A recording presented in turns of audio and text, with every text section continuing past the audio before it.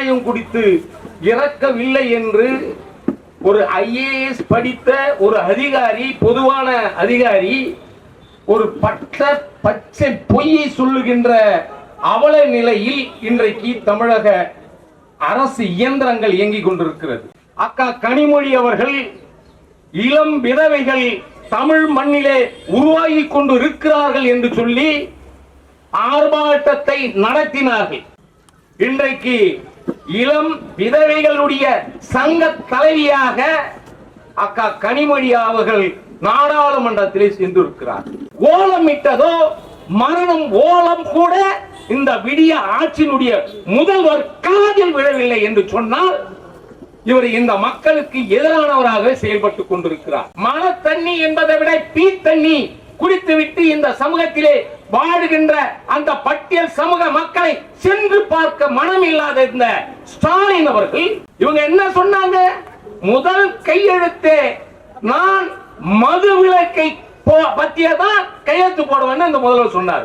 சட்டம் ஒழுங்கில் தமிழ்நாடு முழுக்க பதவியில் இருந்த திரு அருண் IPS அவர்களுக்கு தமிழ்நாட்டில் இப்படி சென்னை நகரில் இப்படி ஒரு படுகொலை நடக்க போகிறது என்ற செய்தி எப்படி தெரியாமல் போயிருக்கும்? ஒட்டுமொத்த தேசிய தலைவர் பகுஜன் சமாஜ் பார்ட்டியினுடைய தலைவர் இந்த கொலை திட்டமிட்டு அரசியல் கொலை என்று சொல்லி இருக்கிறார்.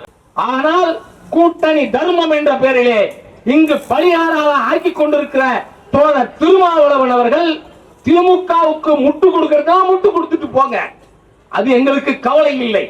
ஆனால் ஒரு படுகொலையை, பச்சை படுகொலையை, இந்த சமுதாயத்துக்காக உழைத்த ஒரு போராளியை, அத்தனை பேருக்கும் கல்வி கொடுத்த வழக்கறிஞராக உருவாக்கிய ஒரு ஆம்ஸ்ட்ராங் அவர்களை ஒரு ஆம்ஸ்ட்ராங் போனா 100 ஆம்ஸ்ட்ராங் வருவார்கள் என்பதை இந்த அரசு நினைவில் கொள்ள வேண்டும்.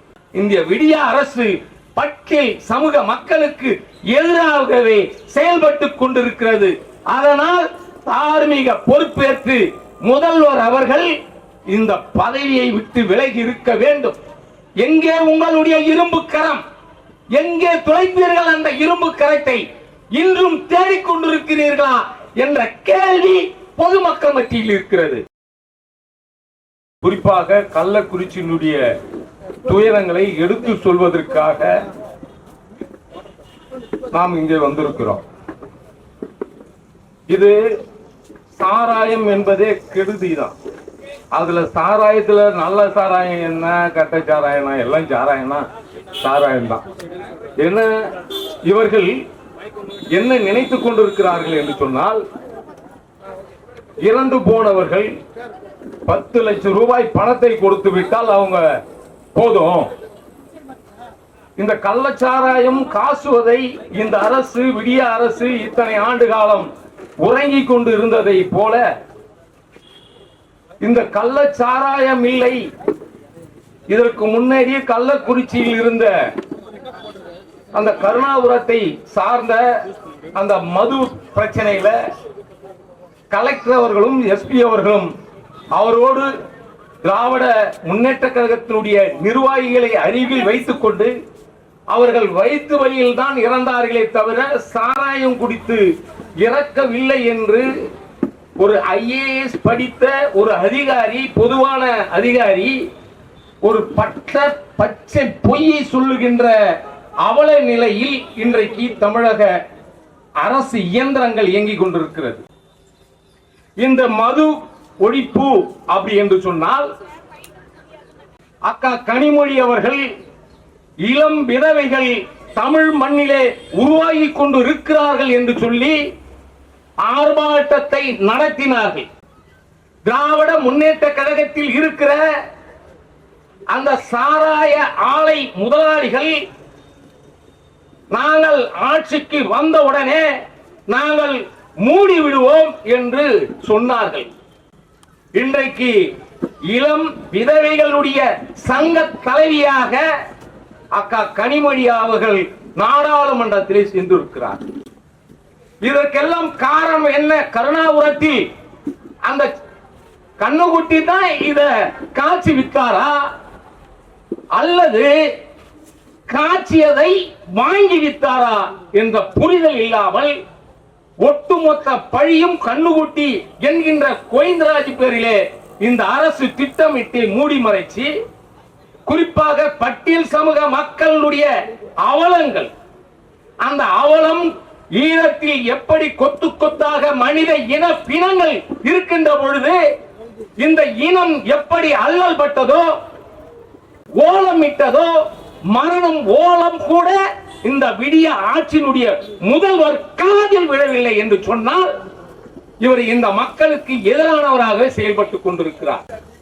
எப்படி வேங்க வயலில் மழை தண்ணியை குடித்துவிட்டு, மழை தண்ணி என்பதை விட பீ தண்ணி குடித்துவிட்டு இந்த சமூகத்திலே வாழுகின்ற அந்த பட்டியல் சமூக மக்களை சென்று பார்க்க மனம் இல்லாத இந்த ஸ்டாலின் அவர்கள், அதே போலத்தான் கருணாபுரத்தில் உயிர் நீத்த தெரியல, அது கள்ளச்சாராயம், இதை குடிச்சா உயிர் நீப்பா அப்படின்னு குடிச்சவனுக்கு தெரியாது.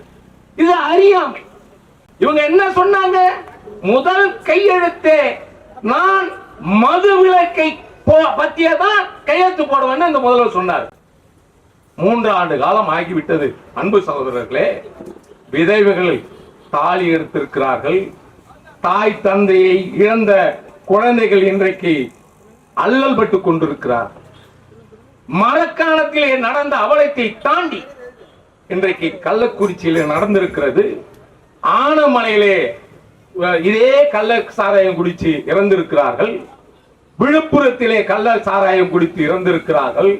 இத்தனையும் இருந்தும் கூட இவர்கள் இந்த மக்கள் மீது ஒரு பரிதாபப்படுவதற்கு கூட இந்த முதல்வருக்கு மனமில்லை என்று சொன்னால், இது சனாதனத்தை எதிர்க்கின்ற அரசு, பட்டியல் சமுதாயத்துக்கு உண்டான அரசு, நாங்கள் சாதி ஒழிப்புக்கான அரசு, காவேராவினுடைய கொள்கைகளை ஏற்ற அரசு சொல்லுகின்ற பச்சை பொய் சொல்லுகின்ற இந்த முதல்வர் ஸ்டாலின் அவர்கள் இங்க பாருங்க, இன்றைக்கு ஒரு மிகப்பெரிய மரணம் நடந்திருக்கிறது.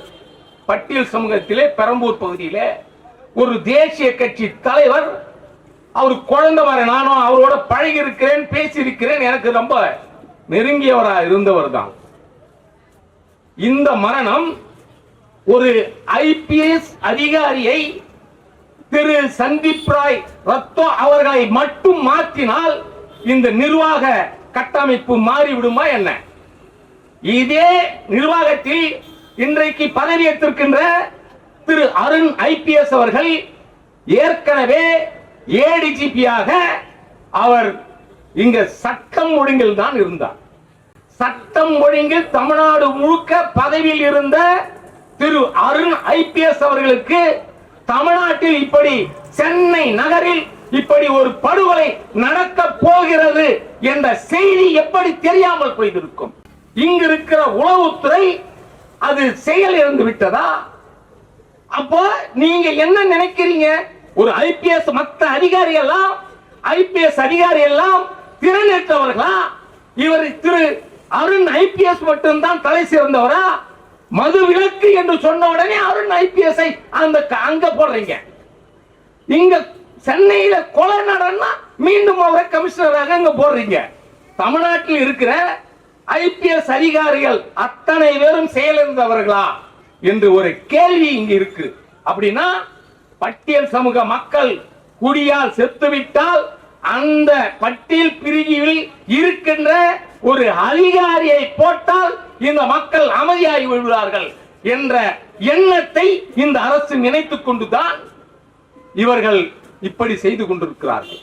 இதே கீழ்நிலையில் இதே இன்ஸ்பெக்டர் தான் இருக்காரு, அதுக்கு மேல இருக்கிற ஏசி தான் இருக்கிறாங்க, அதுக்கு கீழே இருக்கிற அந்த கட்டமைப்பு தான் திரு சந்தீப் ராய் ரத்தோ அவர்களுக்கிட்ட கீழே இருந்த அத்தனை அதிகாரிகள் இப்ப இருக்காங்க.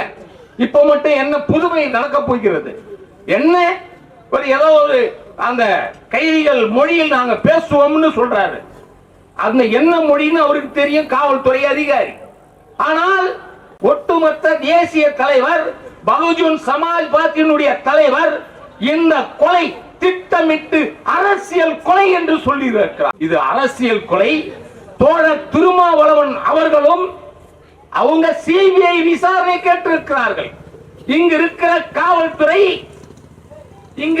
காவல்துறை இதே மெத்தனமாக இது சிபிஐ விசாரணையோட போயிட்டு வந்தால் இது நடக்காது. அதனால் சிபிஐ விசாரணை வேண்டும் என்று சொல்லியிருக்கிறார்கள். ஆனால் கூட்டணி தர்மம் என்ற பெயரிலே இங்கு பலியாராக ஆக்கி கொண்டிருக்கிற தோழர் திருமாவளவன் அவர்கள் திமுகவுக்கு முட்டு கொடுக்கிறதா முட்டு கொடுத்துட்டு போங்க, அது எங்களுக்கு கவலை இல்லை. ஆனால் ஒரு படுகொலையை, பச்சை படுகொலையை, இந்த சமுதாயத்துக்காக உழைத்த ஒரு போராளியை, அத்தனை பேருக்கும் கல்வி கொடுத்த வழக்கறிஞராக உருவாக்கிய ஒரு ஆம்ஸ்ட்ராங் அவர்களை, ஒரு ஆம்ஸ்ட்ராங் போனா 100 ஆம்ஸ்ட்ராங் வருவார்கள் என்பதை இந்த அரசு நினைவில் கொள்ள வேண்டும். 100 ஆம்ஸ்ட்ராங் வந்தது பத்தாது என்று லட்சம் ஆம்ஸ்ட்ராங்குகள் இந்த மண்ணில் உருவாகுகிறார்கள். ஆனால் இந்த விடிய அரசு பட்டியல் சமூக மக்களுக்கு எதிராகவே செயல்பட்டுக் கொண்டிருக்கிறது. அதனால் தார்மீக பொறுப்பேற்று முதல்வர் அவர்கள் இந்த பதவியை விட்டு விலகி இருக்க வேண்டும். எங்கே உங்களுடைய இரும்பு கரம்? எங்கே துளைத்தீர்கள் அந்த இரும்பு கரத்தை? இன்றும் தேடிக்கொண்டிருக்கிறீர்களா என்ற கேள்வி பொதுமக்கள் மத்தியில் இருக்கிறது. ஆதலால் அன்பு சகோதரி அவர்களுடைய இந்த போராட்டம் வெற்றியடைய தமிழர் சேனையின் சார்பில் நெஞ்சார்ந்த பாராட்டுகளையும் வாழ்த்துகளையும் சொல்லி என் உரைக்கு சிறையிட்டு முடிக்கிறேன். நன்றி, வீர வணக்கம்.